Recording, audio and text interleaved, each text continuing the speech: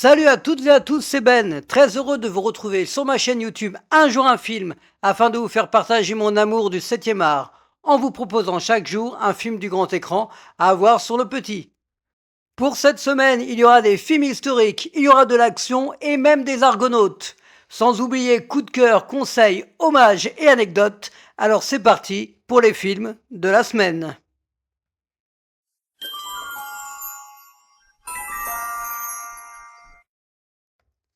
Jason et les Argonautes est un film américano-britannique datant de 1963, réalisé par Don Chaffee avec Todd Armstrong et Nancy Novak. Jason va embarquer avec les Argonautes afin de conquérir la Toison d'Or. Un film culte des années 60. Il y a un côté un peu kitsch en le voyant aujourd'hui, mais c'est assez charmant à regarder.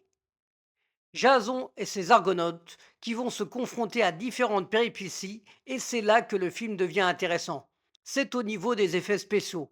Pour l'époque, cela restera un choc visuellement, notamment la scène avec le titan Talos, l'énorme statue de bronze qui va prendre vie, ou l'emblématique bataille avec les squelettes armés de leur épée. On ne peut constater et apprécier la performance et l'inventivité, et vous découvrirez aussi d'autres scènes de ce genre. Ce film est une vraie curiosité qui passe rarement à la télévision. J'espère que vous allez avoir envie de plonger dans l'histoire de Jason. Il y aura une mini-série sortie en 2000 sur le même thème avec notamment Denis Hooper. Jason et les Argonautes sur Arte à 20h55.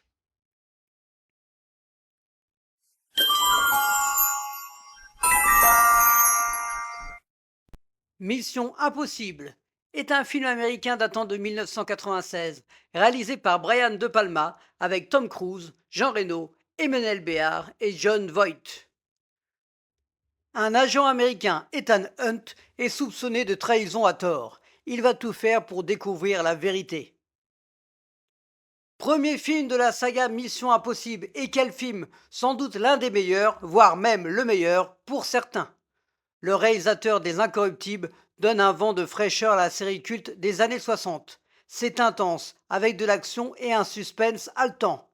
Tom Cruise, très investi dans la réalisation du film, étant pour la première fois producteur, nous offre un Ethan Hunt qui ne va rien lâcher pour découvrir la vérité. Deux Français pour l'accompagner dans ce film. Tout d'abord, Emmanuel Béard, qui va tenter un jeu de séduction face à Tom Cruise, et Jean Reno, qui avait fait la même année le Jaguar de Francis Weber. Également, un partenaire fidèle, Ving Rhames, que l'on retrouvera dans tous les autres Missions Impossibles, et John Voight incarnant le fameux Jim Phelps que Peter Grave interprétait dans la série. Votre mission, si vous l'acceptez, c'est de regarder ce film ce soir, mais promis, vous n'allez pas le regretter. C'est Sidney Pollack qui était le premier sur la liste pour réaliser ce film, mais il va préférer faire Sabrina avec Harrison Ford. Il avait fait tourner Tom Cruise 3 ans auparavant dans La Firme avec Jen Ackman. Mission Impossible sur Sister à 21h10.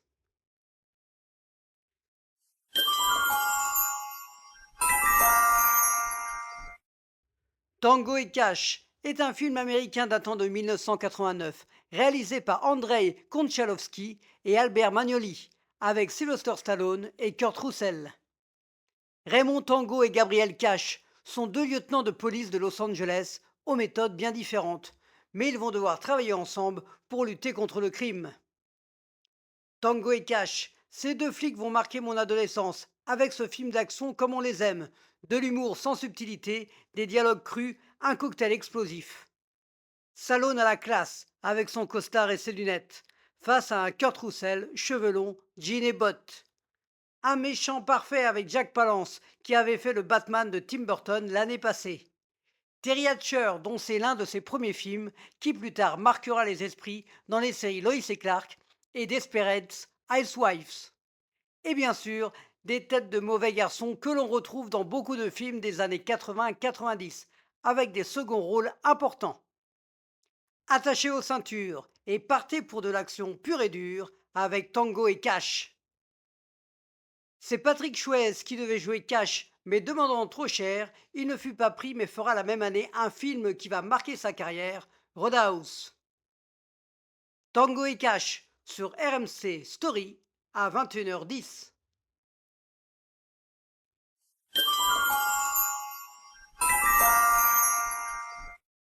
La légende de Zorro est un film américain datant de 2005, réalisé par Martin Campbell avec Antonio Banderas et Catherine Zeta-Jones. Le couple de la Vega ont un fils de 10 ans qui ignore la véritable identité de son père. Antonio Banderas remet le costume de Zorro après plusieurs années d'absence. Dès l'ouverture du film, on entre dans l'action. Il y a aussi des touches d'humour bienvenues, des scènes de cap et d'épée qui font l'une des caractéristiques du héros masqué. Le couple Antonio Banderas et Catherine Zeta-Jones fonctionne toujours aussi bien, avec un rapport conflictuel apportant des scènes amusantes. Un méchant laid, dur et froid, charismatique, et une mention spéciale pour le petit garçon qui n'a peur de rien, digne de son père. Ce soir, suivez ce cavalier qui surgit hors de la nuit. Le premier film, Le Masque de Zorro, a été réalisé en 1998, toujours par Martin Campbell, avec Antonio Banderas, Catherine Zeta-Jones, mais aussi Anthony Hopkins. La légende de Zorro, sur Paris Première, à 21h.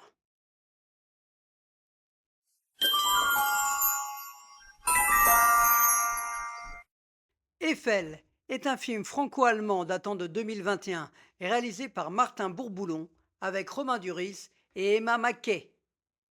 Gustave Eiffel, après avoir collaboré à la construction de la Statue de la Liberté, va devoir relever un nouveau défi.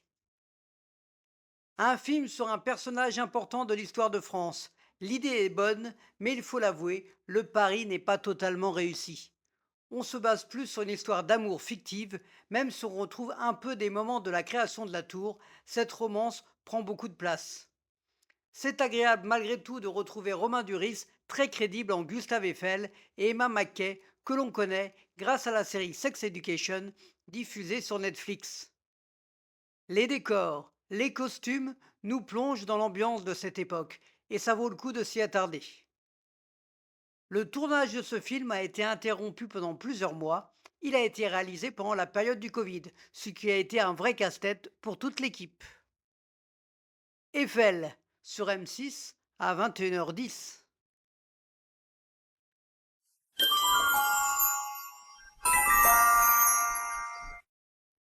Jackie est un film franco-américano-chilien réalisé par Pablo Larraín avec Nathalie Portman et Greta Gerwig. Jacqueline Kennedy va raconter à un journaliste les jours qui ont suivi la mort de son mari, John Fitzgerald Kennedy. Un film historique très intéressant et bien fait sur un événement qui a marqué le monde entier, l'assassinat du président des États-Unis, John Fitzgerald Kennedy, à Dallas, le 22 novembre 1963. Ce qui est subtil, c'est d'être dans l'œil de la femme du président, Jackie Kennedy, avec une Nathalie Portman impressionnante de justesse pour incarner cette femme courageuse et forte dans l'adversité. On retrouve aussi John Hurt, l'Elephant Man de David Lynch, qui ici tourne l'un de ses derniers films, puisqu'il décédera un an après sa sortie. Je vous invite vraiment à regarder ce film court et intense sur cet événement inoubliable. Il y a eu beaucoup de scènes tournées à Paris, notamment la scène entre Jackie Kennedy et le père Max Orley dans le parc de Sceaux, situé à Antony, en banlieue parisienne. Jackie, sur France 4, à 21h.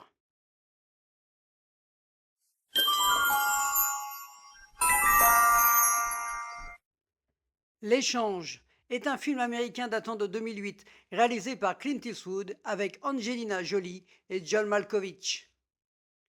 Dans les années 20 à Los Angeles, une mère célibataire laisse son fils seul à la maison pour aller au travail. Tiré de faits réels, Clint Eastwood réalise un grand film comme il sait le faire. Un vrai coup de poing, une claque, avec cette histoire bouleversante et horrible à la fois. Un des meilleurs rôles d'Angelina Jolie, bien loin de Lara Croft, ici combative, touchante, déterminée à découvrir la vérité, accompagnée par John Malkovich, toujours très bon, épaulant comme il le peut Christine Collins. On retrouve également un acteur que j'aime beaucoup, découvert dans la série House of Cards, Michael Kelly, qui va mener l'enquête. Vous ne ressortirez pas indemne après avoir vu ce film, et c'est aussi pour ça qu'on aime le cinéma. John Malkovich et Clint Eastwood avaient déjà tourné ensemble dans le film de Wolfgang Petersen en 1993, Dans la ligne de mire, avec aussi René Rousseau. L'échange sur Arte à 21h.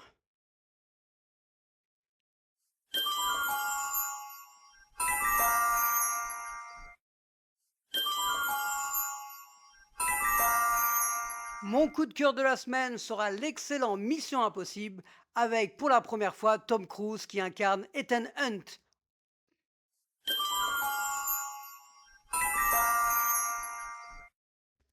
Des gens ordinaires est le premier épisode de la saison 7 de Black Mirror, écrit par Charlie Brooker avec Chris O'Dowd et Rashida Jones.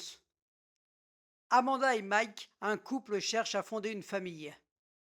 Pour cette 7e saison, Black Mirror commence fort, avec cet épisode qui va nous emmener dans le quotidien d'un couple, avec un événement qui va tout faire basculer. Je ne vous en dis pas plus, mais en tout cas, c'est à ne pas rater. Le créateur Charlie Brooker arrive encore une fois à nous scotcher. Des gens ordinaires, à voir sur Netflix.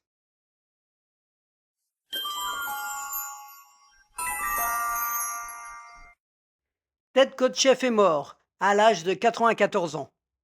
Le réalisateur canadien Ted Kotcheff nous a quittés, avec plus d'une vingtaine de films à son actif. Il marquera les esprits en réalisant le tout premier Rambo avec Sylvester Stallone, Brian Denny et Richard Crenna en 1982, et l'année suivante, Retour vers l'enfer avec Gene Hackman, Patrick Swayze et Fred Ward. Voilà, c'est tout pour les films de la semaine. J'espère que cette sélection vous a plu. Je tenais à vous remercier. On a dépassé les 800 abonnés. Et tout ça, c'est grâce à vous. Alors merci beaucoup. Continuez à liker, à partager sur les réseaux sociaux, à commenter. J'aime savoir ce que vous pensez de mes vidéos, mais aussi à activer la petite cloche afin de savoir chaque jour le film du jour. Bonne semaine à toutes et à tous et à la semaine prochaine.